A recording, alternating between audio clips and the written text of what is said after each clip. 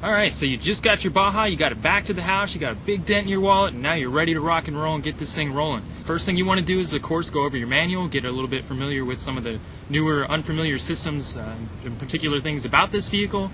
Definitely make sure you charge the receiver battery, make sure you got some good dry cells in your remote, and that's pretty much about it. And get some pre-mixed fuel, 87 octane, and the provided oil, and we're pretty much ready to go. So let's give this thing a shot.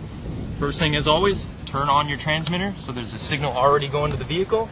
Go ahead and turn on the Baja. Switch is right down there. Just make a once over. Make sure you got your steering. Make sure you got throttle actuation.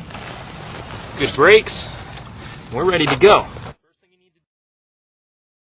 First thing we want to do is we want to get this primer bulb filled with fuel. So the carb got some fuel.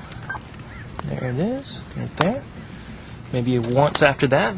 Next thing you want to do is you want to go ahead and apply your choke, put it in the vertical position. We're going to pull the pull start just a couple times until we hear it fire. Like that. Now you turn your choke off, back to the vertical position. She should fire.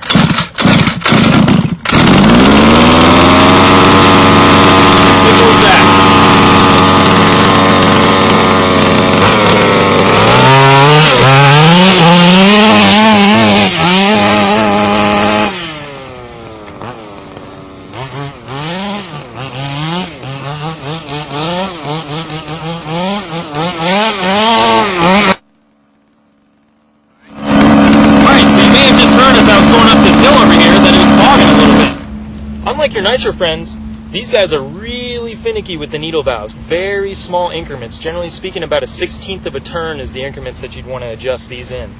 Your low end is indicated with the smaller screw that has the L over it. If your idle is a little loppy, you might need to lean it out just a tad. If your idle's too fast, you might want to richen it up just a tad. Generally speaking, only about this much right here. Makes a big difference. I'm going to illustrate what I just talked about by adjusting the low end both ways to show how it works. If you richen it too much, you notice your idle gets really loppy, it's too much fuel. You go back, and you go too lean, you start speeding your idle up because you're starving the engine of fuel. Neither of which you want. You want the sweet spot in the middle. Just about like that, probably.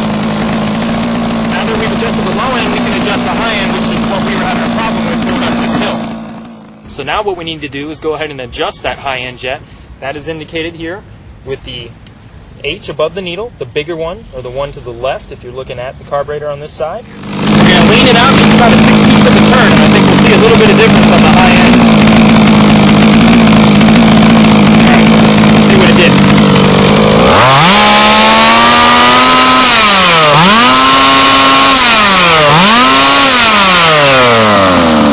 Sounds about as heavy as she's going to get. Let's see how it performs.